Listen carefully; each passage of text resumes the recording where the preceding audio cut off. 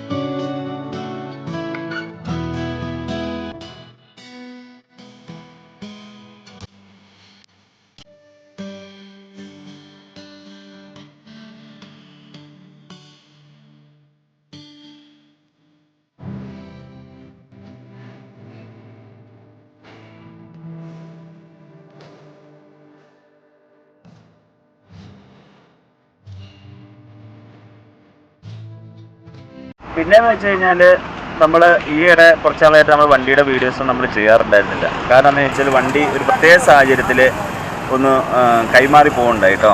കൈമാറിപ്പോയി.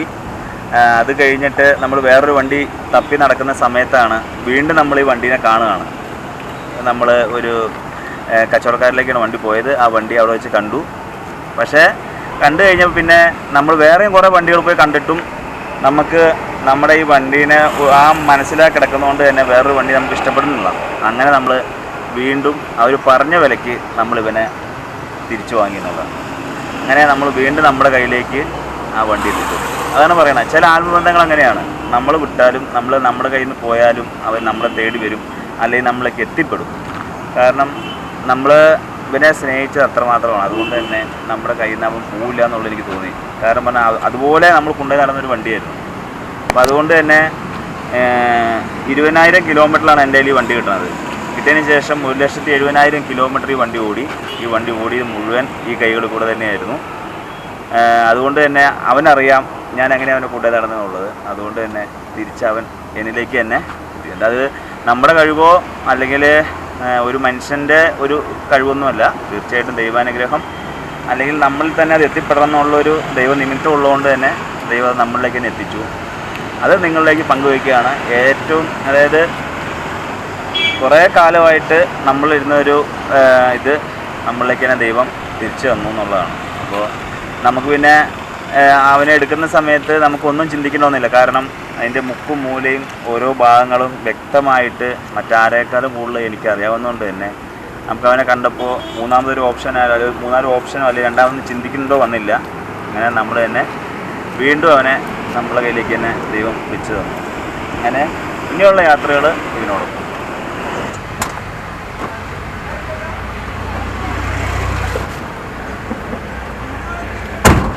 അപ്പോൾ കഥ പറയാൻ നമുക്ക് കുറച്ച് ഉള്ളിൽ നിന്ന് പറയാം അല്ലേ. ആദ്യമേ തുടക്കത്തിലെ കഥകളൊക്കെ നമുക്ക് ഉള്ളിൽ നിന്ന് പറയാം. അപ്പോൾ എല്ലാവരും ഉള്ളിൽ കയറുക. കാരണം ഈ വണ്ടി നമ്മളുടെ ബന്ധം തുടങ്ങുന്നത് അല്ലെങ്കിൽ ഞങ്ങൾ തമ്മിൽ കണ്ടുമുട്ടുന്നത് ഇവിടെയൊന്നും വെച്ചല്ല കേട്ടോ, കുറച്ച് ദൂരെയാണ്, മൈസൂർ വെച്ചിട്ട്. ഇപ്പോൾ മൈസൂർ പച്ചക്കറി മാർക്കറ്റിൽ അല്ലറ ചില ഈ പച്ചക്കറിയുടെ പരിപാടിയായിട്ട് നടക്കുന്ന സമയത്താണ് കൊറോണയുടെ ഒരു രംഗപ്രവേശം. അപ്പോൾ എല്ലാവരും ഏകദേശമൊക്കെ കൊറോണയുടെ അലയിലൊക്കെ പെട്ട് ഇങ്ങനെ ആടി ഒലയാൻ തുടങ്ങുന്ന സമയത്ത് നമ്മളും അടുത്ത ഒരു ഫീൽഡ് നോക്കിയില്ലെങ്കിൽ ശരിയാവില്ല എന്ന് വിചാരിച്ചിരിക്കുന്ന സമയത്താണ് ഒരു വണ്ടി ഫീൽഡിലേക്ക് അതിലേക്ക് വന്നത്. അപ്പോഴാണ് നമ്മളിങ്ങനെ വണ്ടിയൊക്കെ അന്വേഷിക്കാൻ തുടങ്ങിയപ്പോഴാണ് നമ്മുടെ ഒരു സുഹൃത്ത് മൈസൂർ മാർക്കറ്റ് വെച്ചിട്ട് ഏതാ വണ്ടി കണ്ടോ എന്ന് പറഞ്ഞ് കാണിച്ചു തരുന്നത്. അങ്ങനെയാണ് ഞാൻ ഈ വണ്ടി ആദ്യമായിട്ട് കാണുന്നത്. അവിടെ വെച്ചിട്ടാണ് ഈ വണ്ടിയിൽ ഞാൻ കയറുന്നത് ആദ്യമായിട്ട്. അങ്ങനെ ഈ വണ്ടി തന്നെ ഞാൻ കയറി നാട്ടിലേക്ക് പോന്നു. അവിടെ മുതൽ നമ്മൾ വണ്ടിയിൽ ഓടിക്കാൻ തുടങ്ങി. അങ്ങനെ ഓടിച്ച് കുറേ കാലങ്ങൾ കഴിഞ്ഞു. അതിനിടയ്ക്കാണ് നമുക്ക് യാദൃച്ഛികമായിട്ട് ഒരു ചാനൽ തുടങ്ങാമെന്നുള്ളൊരു ചിന്ത വരുന്നത്. അപ്പോൾ ചാനൽ തുടങ്ങാമെന്ന് പറയുമ്പോൾ നമുക്കന്ന് ക്യാമറയുടെ മുമ്പിൽ വരാനോ സംസാരിക്കാനോ ഒന്നും ഒക്കെ നമുക്ക് ഭയങ്കര മടി, അല്ലെങ്കിൽ നമുക്കിങ്ങനെ വാതാവരണം സംസാരിക്കാനൊക്കെ ഉള്ള ഒരു ഇതുണ്ടല്ലോ. അപ്പോൾ അതുകൊണ്ടൊന്നും നമുക്ക് അതൊന്നും പറ്റിയിരുന്നില്ല. ഞാനപ്പോൾ ആദ്യമേ കുറച്ച് വെറുതെ കണ്ടൽ കാടുകളുടെ വീഡിയോ അങ്ങനെയൊക്കെ എടുത്ത് വെറുതെ ചെറുതായിട്ടൊക്കെ പോസ്റ്റ് ചെയ്തു. അങ്ങനെ കാലങ്ങൾ കടന്നുപോയി.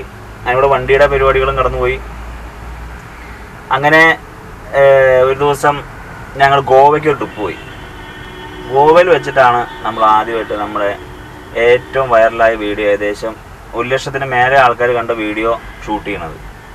അന്ന് വെറുതെ നമ്മളൊരു ശരി ഒന്ന് ചെയ്തേക്കാമെന്ന് വിചാരിച്ച് അങ്ങനെ ഒരു വീഡിയോ ചെയ്തു. പക്ഷേ ദൈവാനുഗ്രഹം കൊണ്ട് ആ വീഡിയോ നല്ലപോലെ റീച്ചായി. എല്ലാവരും കുറേ ആൾക്കാരൊക്കെ കണ്ടു, നല്ല അഭിപ്രായങ്ങൾ പറയാൻ തുടങ്ങി. അതുപോലെയാണ് നമ്മൾ ഈ ചാനൽ കൂടുതലായിട്ട് ശ്രദ്ധിച്ചു തുടങ്ങുന്നത്, അല്ലെങ്കിൽ ചാനലിലേക്ക് കൂടുതൽ വീഡിയോസൊക്കെ അപ്ലോഡ് ചെയ്യാൻ തുടങ്ങുന്നത്. അത് നമ്മുടെ സബ്സ്ക്രൈബേഴ്സ് എല്ലാവരും ഏറ്റെടുത്തു. അപ്പോൾ എല്ലാവരും നല്ല അഭിപ്രായങ്ങൾ പറയാൻ തുടങ്ങി. അങ്ങനെ ഞങ്ങളുടെ ഇങ്ങനെ യാത്രകൾ ഇങ്ങനെ തുടങ്ങുമായിരുന്നു. എന്നും നമുക്ക് ഒരു ആപത്തോ അപകടങ്ങളും വരാതെ ഒന്നും ദൈവം നമ്മളെ കാത്തു. അതുപോലെ തന്നെ നമ്മൾ പറയുന്നിടത്ത് അനുസരിച്ച് ഇവൻ നമ്മുടെ കൂടെ ഉണ്ടായിരുന്നു. അതുകൊണ്ട് തന്നെ നമുക്ക് വലിയ കുഴപ്പങ്ങളൊന്നും ഇല്ലാണ്ട് പോകാൻ പറ്റി. മറ്റുള്ളവരിലേക്ക് ഡ്രൈവിങ്ങിൻ്റെ പല കാര്യങ്ങളും അല്ലെങ്കിൽ അതിനെപ്പറ്റിയുള്ള കാര്യങ്ങളൊക്കെ പറഞ്ഞു കൊടുക്കാനും പറ്റി. അവർക്ക് മനസ്സിലാവുന്ന രീതിയിൽ പറഞ്ഞു കൊടുക്കാനും പറ്റി കേട്ടോ. അതാണ് നമ്മുടെ ചാനലിൻ്റെ വളർച്ചയിലേക്കും ഒക്കെ നമ്മളെ നയിച്ചത്.